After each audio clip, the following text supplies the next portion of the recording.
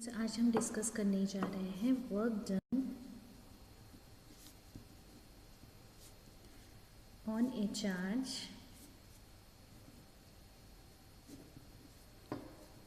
In an electrostatic field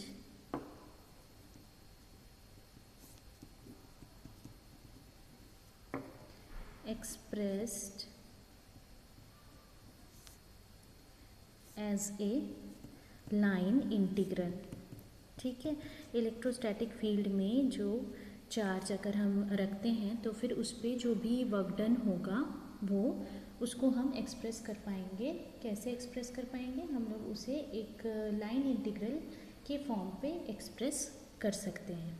ठीक है, तो इसके पहले हम लोग इलेक्ट्रिक फील्ड के बारे में पढ़ चुके हैं और ये पढ़ चुके हैं कि इलेक्ट्रिक फील्ड जो है किसी भी पॉइंट पे वो होता है force acting on unit positive charge due to that point.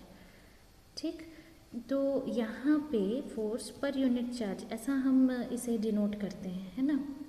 तो यहाँ पर मान लीजिए एक टेस्ट चार्ज को रखते हैं यूनिट पॉजिटिव चार्ज के बदले में। टेस्ट चार्ज के बारे में पहले भी पढ़ चुके हैं कि टेस्ट चार्ज यानी कि इसकी वजह से फील्ड पर कोई इफेक्ट नहीं होता है, इसीलिए हम लोग इसे क्या कहते हैं? Test charge.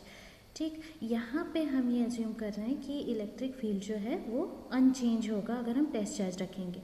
और मान लेते हैं इसी टेस्ट चार्ज को अगर हम एक पॉइंट से दूसरे पॉइंट पे डिस्प्लेस करें फील्ड के अपोजिट डायरेक्शन में। तो मान लेते हैं हम लोग यहाँ पर कि एक टेस्ट चार्ज है Q0, ठीक है, उसको हमको डिस्प्लेस करना है A से B। तो उसको डिस्प्लेस करना है हमको फील्ड के अपोजिट डायरेक्शन में। ये मान लेते हैं फील्ड का डायरेक्शन है। तो टेस्ट चार्ज को A से B में हम डिस्प्लेस करना चाह रहे हैं, तो फिर हमको कुछ वर्क करना पड़ेगा फोर्स के अगेंस्ट में। ये जो वर्क डन है ये होगा dW is equals to minus F dot dr के बराबर।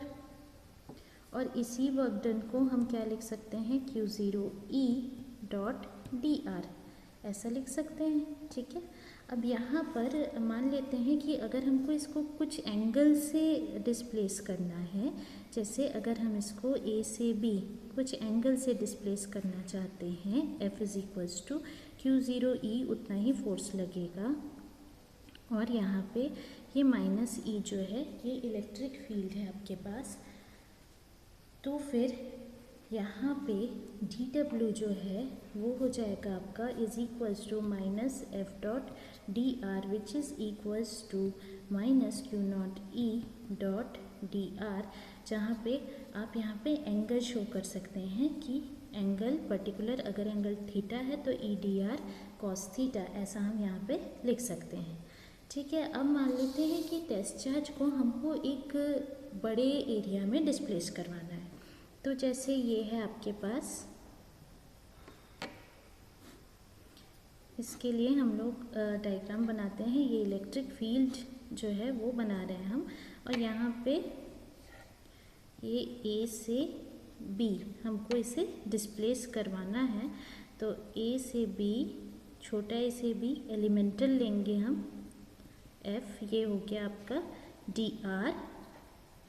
F is equals to Q0E।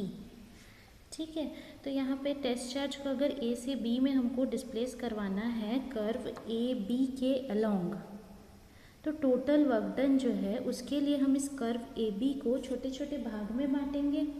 ठीक है ना, छोटे छोटे पार्ट्स में हम इसे डिवाइड कर देंगे। तो जो वर्क डन होगा चार्ज Q0 को A से B में डिस्प्लेस करवाने के लिए dr के बराबर, तो उसकी वैल्यू हो जाएगी W is equals to minus A to B F dot dr which is equals to minus Q0 A to B E dot dr।